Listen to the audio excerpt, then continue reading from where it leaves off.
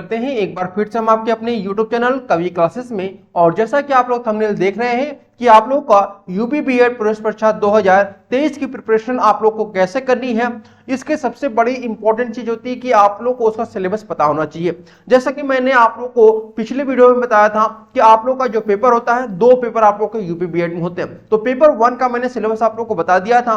आज जो हम लोग बात करेंगे वो आपका पेपर 2 का जो सिलेबस होगा, टॉपिक वाइज हम यहाँ पे सिलेबस इसका डिस्कशन करेंगे।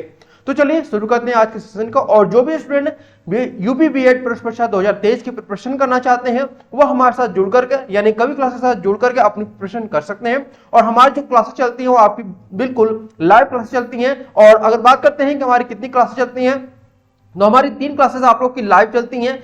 और अगर बात करते हैं टाइम क्या होता है आप लोग का, तो सबसे पहले हमारी जो क्लास होती है वो 10 AM पे होती है। दूसरी जो क्लास होती है वो आपकी 12 PM पे, और तीसरी जो आपकी क्लास होती है वो आपकी 5 PM पे होती है। ठीक है, तो यहां पे देखिए आप लोग जो 10 AM पे क्लास होती है वो आपकी जीके और जीएस की क्लास होती है। और वही हम बात करते हैं 12 PM पे जो क्लास होती है वो आपकी हिंदी क्लास होती है। और 5 PM पे जो क्लास होती है वो आपकी रीजनिंग क्लास होती है। ठीक है, तो ये 3 क्लास आप लोग को इसमें कराया जा रहा है करंटली। और जल्दी आप लोग का सब्जेक्ट ग्रुप का जो क्लास है वो भी शुरू किया जाएगा। सॉरी।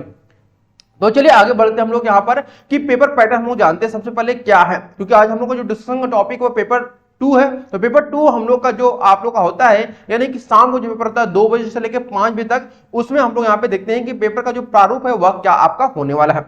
तो सबसे पहले हम यहाँ जानते हैं कि जो आप लोग का प्रवेश परीक्षा होगा यूपी बीएड प्रवेश परीक्षा 2023, यह आपका 2 शिफ्ट में कराया जाएगा। ठीक है, कितने शिफ्ट में? 2 शिफ्ट में आपका कराया जाएगा। पहला जो शिफ्ट होगा वो आपका जो होगा वो आपका 9 से लेकर के आपका 12 बजे तक होगा। दूसरा जो शिफ्ट होगा वो आपका 2 से लेकर 5 PM तक होगा। तो हम लोगों ने 9 बजे से लेकर 12 बजे तक जो परीक्षा होने वाली है यानी कि पेपर 1 का जो सिलेबस है उसको हम लोगों ने डिस्कशन कर लिया है। उसमें जो किताबें इंपॉर्टेंट है उसके बारे में बता दिया मैंने। आज हम जो बात करेंगे वो आपका रहेगा शिफ्ट 2 यानी कि 2 बजे से लेकर 5 बजे तक जो पेपर होगा आपका, उसमें क्या पूछा जाएगा, कहां से प्रश्न पूछे जाएंगे, कौन सी किताब आपको पढ़नी है, इन सभी के बारे में हम लोग यहाँ पे डिस्कशन करेंगे। ठीक है, चलिए तो आपको यहाँ पे दूसरा चीज आप लोग जान लीजिए कि यह जो आपका पेपर 2 भी होगा सेम आपका पेपर 1 की तरह MCQ और ऑफलाइन पेपर होगा आपका। इसके बाद आपका करेक्ट आंसर करने पर आप लोग का 2 मार्क्स दिए जाएंगे। और नेगेटिव मार्किंग जो इसमें भी है, तो नेगेटिव मार्किंग 1/3 यानी कि 0.66 आपका मार्क्स यहाँ पे रहेगा। ठीक है, ये आपका नेगेटिव मार्किंग है। ये बेसिक चीजें होती हैं, या फिर कह सकते हैं कि की पॉइंट जो है वो आप लोग के यूपी बीएड के लिए वो आपकी ये की पॉइंट है। तो ये की पॉइंट आप लोग जरूर नोट करिएगा और अपने दिमाग में बैठा करके अपनी प्रिपरेशन को स्टार्ट करिएगा। तो आज चलिए हम लोग जानते हैं कि शिफ्ट 2 का जो आपका पेपर पैटर्न है वह क्या होने वाला है। देखिए यहाँ पे सबसे पहले हम बताते हैं कि जो पेपर 1 होगा यानी कि पेपर 1 जो होगा आपका वह शिफ्ट 1 में होता है। ठीक है, शिफ्ट 1 में होता है। और इसका जो पेपर पैटर्न है यानी कि प्रथम प्रश्न पत्र, इसके बारे में हम लोगों ने पूरा डिस्कशन कर लिया है अच्छे से। 15 मिनट का वीडियो है, उस वीडियो को आप लोग जरूर देख लीजिएगा। उस वीडियो को अगर आपने नहीं देखा तो इस वीडियो के एंड में भी आप लोग देख सकते हैं। और साथ ही साथ आप लोग डिस्क्रिप्शन बॉक्स में भी उसका लिंक दिया रहेगा, उसको भी आप लोग देख सकते हैं। तो पेपर 1 हम लोगों ने डिस्कशन कर लिया है। अब हम लोग बात करते हैं कि शिफ्ट 2 में जो आपका एग्जामिनेशन होगा उसके बारे में। तो देखिए शिफ्ट 2 में जो आपका एग्जामिनेशन होगा वो आपका पेपर 2 आपका एग्जामिनेशन होगा। ठीक है, अब पेपर 2 में जो होता है वो 2 सेक्शन आपका बांटा गया होता है। सेक्शन ए होता है और सेक्शन बी होता है। सेक्शन ए जो होता है वह आपका कंपल्सरी होता है सभी के लिए। सेक्शन बी जो होता है आपका ऑप्शनल होता है, क्योंकि इसमें आपके सब्जेक्ट ग्रुप के अकॉर्डिंग आप लोग का एग्जामिनेशन होता है। ठीक है, अब ये सब्जेक्ट ग्रुप कैसे हम चुनेंगे, तो सब्जेक्ट ग्रुप आपका जो चुना जाता है वो आपकी ग्रेजुएशन के बेस पर चुना जाता है कि आपने ग्रेजुएशन किस सब्जेक्ट से किया है, उसी के अकॉर्डिंग आप लोग को सब्जेक्ट ग्रुप चुनना पड़ता है। ठीक है, जैसे आपने हिंदी, इंग्लिश, संस्कृत या फिर इतिहास, ज्योग्राफी से किया हुआ है तो आप आर्ट्स ग्रुप लेंगे।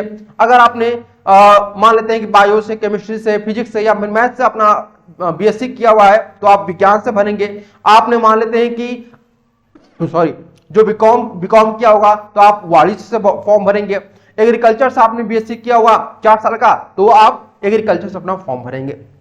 यहाँ पे देखिए जो जनरल एप्टीट्यूड टेस्ट होता है जो जिसमें आपके 50 क्वेश्चन पूछे जाते हैं, और वही विषय योग्यता से भी, चाहे आप कला वर्ग लीजिए या फिर विज्ञान वर्ग, तो एक वर्ग का आपका जो क्वेश्चन बनता है वो 50 क्वेश्चन आप लोगों का बनता है। ठीक है, अब ये आप लोग को कैसे पता चलेगा कि आपको कौन सा ग्रुप लेना है, तो जब आप लोग ऑनलाइन फॉर्म भरेंगे तो आप लोग को पूछा जाएगा कि आप किस सब्जेक्ट ग्रुप से अपना फॉर्म भरना चाहते हैं, क्योंकि इस ईयर बहुत सारे स्टूडेंट ने अपना फॉर्म गलत भर दिया था, जिसकी वजह से वो एग्जामिनेशन तो दे दिए थे, पास भी हुए थे, लेकिन उनका एडमिशन जो है वो बाद में बहुत प्रॉब्लम उनको हुई थी। ठीक है, तो ऐसी गलती आप लोग इस बार मत करिएगा। जो सब्जेक्ट ग्रुप आपका होगा उसी का आपको एग्जामिनेशन देना है और वही आपको फॉर्म में फिल करना है। अब यहां देखिए 50 प्रश्नों का यहाँ पे होता है और 50 प्रश्न आपका यह होता है, यानी कि कुल 100 अंक। यहाँ पे कुल बात करते हैं कि कुल अंक कितने होते हैं सेकंड पेपर का, तो यहाँ पे पेपर 2 जो होता है आपका 200 अंकों का होता है। ठीक है, और उसके 3 घंटे आपका दिया जाता है। अब बात करते हैं आप लोगों का कि सिलेबस क्या होगा। तो जैसा मैंने बताया कि सेक्शन ए जो होता है वह सभी के लिए आपका कंपल्सरी होता है। तो यहाँ पे देख सकते हैं कि सिलेबस ऑफ GAT यानी कि जनरल एप्टीट्यूड टेस्ट, इसमें 3 सब्जेक्ट आपके रहते हैं, रीजनिंग रहता है, मैथ होता है और टीचिंग एप्टीट्यूड, ये आपका सिलेबस होता है। ठीक है, इसके बाद बात करते हैं हम लोग कि रीजनिंग में क्या क्या पूछा जाता है। ध्यान से देखिएगा, रीजनिंग जो आपके टॉपिक महत्वपूर्ण होते हैं वो आपके यहाँ पे दिया गया है।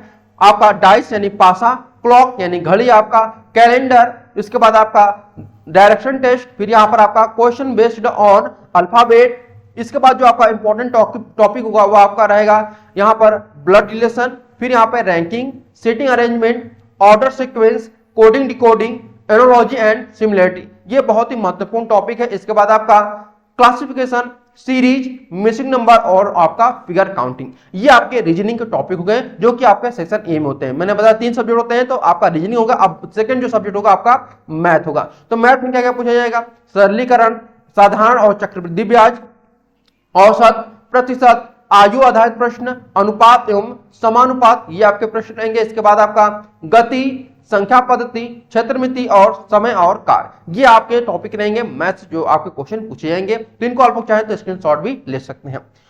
अब बात करते हैं हम लोग यहाँ पर तीसरा जो सब्जेक्ट आपका जनरल एप्टीट्यूड टेस्ट में पूछा जाता है वो आपका टीचिंग एप्टीट्यूड होता है। तो टीचिंग एप्टीट्यूड से जो आपके क्वेश्चन पूछे जाते हैं वो आप लोग देखिए यहाँ पे, पहला जो शिक्षा के प्रति अभिवृत्ति, शिक्षार्थियों के प्रति अभिवृत्ति, पाठ्यक्रम के प्रति अभिवृत्ति, शिक्षक में नेतृत्व प्रवृत्ति, व्यवसायिक प्रतिबद्धता, सामाजिक परिपक्वता, शिक्षक के गुण, शिक्षण व्यवसाय और विचार संप्रेषण, ये आपके टॉपिक रहते हैं जो कि आपके टीचिंग एप्टीट्यूड में पूछे जाते हैं। यानी ये सेक्शन ए का मैंने कंप्लीट आप लोग को सिलेबस बता दिया है कि पेपर 2 का सेक्शन ए में क्या पूछा जाता है। अब बात करते हैं कि जो आपका खंड बी होगा, खंड बी में आपको मैंने बताया कि 4 सेक्शन आपके रहते हैं, यानी कि इसमें से कोई एक ही आप लोग को लेना होता है। ठीक है, कोई एक ही आपको लेना होगा, ये नहीं कि दोनों आपको लेना है, चाहे आप आर्ट्स ग्रुप से फॉर्म भरिए या फिर विज्ञान वर्ग से या फिर वाणिज्य से या फिर कृषि वर्ग से। अब बात करते हैं कि अगर आप आर्ट्स ग्रुप लेते हैं तो आर्ट्स ग्रुप में आपको क्या पढ़ना होता है। देखिए आर्ट्स ग्रुप में अगर आप लेते हैं यहाँ पर अपना, ठीक है, यहाँ पर मान लेते हैं आप आर्ट्स ग्रुप से बिलोंग करते हैं, तो आर्ट्स ग्रुप में आपको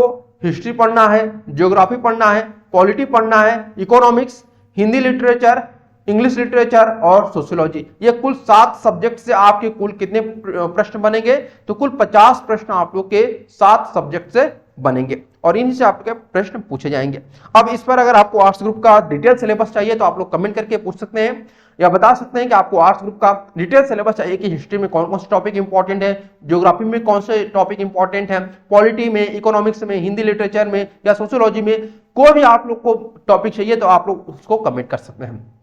चलिए, अगर मान लेते हैं आप साइंस ग्रुप से अपना फॉर्म भरते हैं, ठीक है, साइंस ग्रुप से अपना फॉर्म भरते हैं तो इसके भी 50 क्वेश्चन आएंगे आप लोग के। तो ये कौन कितने विषय को मिला करके रहेंगे, तो फिजिक्स, केमिस्ट्री, बायोलॉजी और मैथमेटिक्स, यानी ये 4 सब्जेक्ट, केवल और केवल 4 सब्जेक्ट से आपके जो पेपर बनेंगे वो 50 रहेंगे। वहीं आर्ट्स ग्रुप में आप देखेंगे तो 7 सब्जेक्ट से आपके पेपर बनाए जा रहे हैं 50, वहीं आपका साइंस ग्रुप में केवल और केवल 4 सब्जेक्ट से पेपर बनाया जा रहा है। अब बात करते हैं वाणिज्य वर्ग, आप यहां से लेते हैं कॉमर्स से तो आपको कहां से क्वेश्चन बने जाएंगे, तो अकाउंटिंग से आपके क्वेश्चन बनाए जाएंगे, बुक कीपिंग से, इकोनॉमिक्स से, जीएसटी से और आपका स्टैटिक जीके से, स्टैटिक्स से। और यहां ध्यान रखिएगा ये जो इकोनॉमिक्स है ये आपका आर्ट्स ग्रुप में भी होता है, ठीक है, आर्ट्स ग्रुप में भी होता है, तो वही आपका सेम यहीं पे होता है, थोड़ा सा इसमें आपका मैथमेटिकल चीजें दे देता है आपका कॉमर्स में, इकोनॉमिक्स वाले सेक्शन में, ठीक है, जैसे आप लोग 11th और 12th में पढ़े भी होंगे, ठीक है, तो वो चीजें आप लोग जरूर इंपॉर्टेंट इनको लगाइएगा।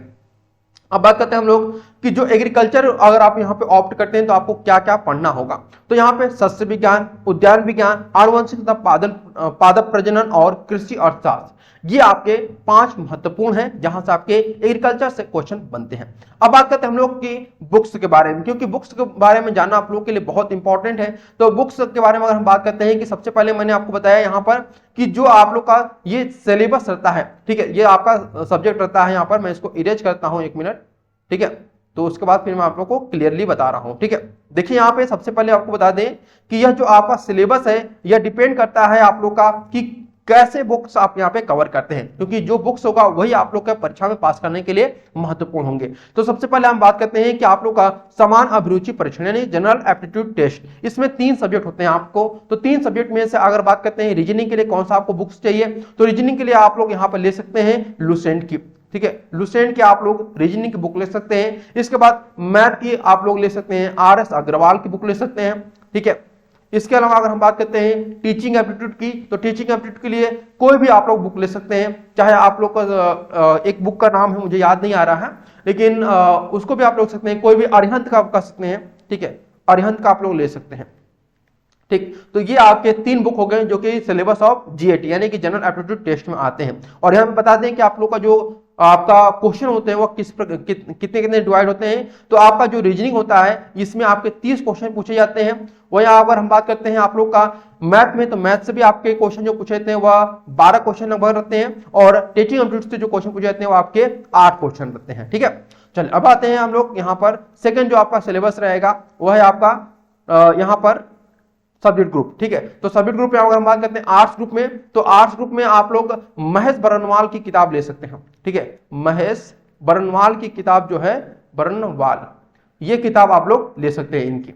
ठीक है, अब यहाँ पे इनकी सारी किताबें एक ही में आ जाती है, हिस्ट्री ज्योग्राफी पॉलिटी की एक ही में आती है। कुछ किताबें जो इनकी अलग अलग है, तो उनकी किताबें भी आप लोग लेकर पढ़ सकते हैं। साइंस के लिए अगर बात करते हैं, साइंस के लिए आप लोग को बहुत ज्यादा नहीं पढ़ना है, केवल लुसेंट का आप लोग किताब ले लीजिए, वही आप लोग के लिए मतलब इनफ होगा। ठीक है, और ज्यादा आपको पढ़ना है तो अपने 11th और 12th के जो बुक्स होते हैं उनको आप लोग जरूर पढ़ लीजिएगा। ठीक, अब बात करते हैं कॉमर्स का, तो कॉमर्स का जो लेवल होगा वह NCERT 11th और 12th पढ़ लीजिएगा, वो आप लोग के लिए काफी है। ठीक है, NCERT 11th एंड 12th की जो बुक होती है, माइक्रो इकोनॉमिक्स जो होता है वो भी आपको इसी इकोनॉमिक्स से कवर हो जाएगा। तो आप लोग NCERT की जो 11th और 12th की कॉमर्स है, आप लोग चाहें तो 9th 10th 11th 12th ये चारों कवर कर लेते हैं, तो फिर आपको एक्स्ट्रा चीजें पढ़ने की जरूरत भी नहीं होगी, स्पेशली NCERT के। ठीक है, अब बात करते हैं एग्रीकल्चर। तो एग्रीकल्चर में देखिए पिछले 2 सालों में अगर देखेंगे तो क्वेश्चन जो है आप लोग का वह आपके ग्रेजुएशन लेवल का पूछा जा रहा है। तो अपने ग्रेजुएशन के जो भी बुक्स आपको है उसको आप लोग कवर करिए, क्योंकि ग्रेजुएशन लेवल का एक ऐसा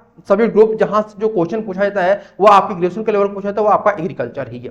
ठीक है, तो यहां तक आप लोगों को मैंने समझा दिया कि बुक्स क्या आपको पढ़ना है, यहाँ पे सिलेबस क्या है। यहाँ पे ध्यान रखिएगा कि जो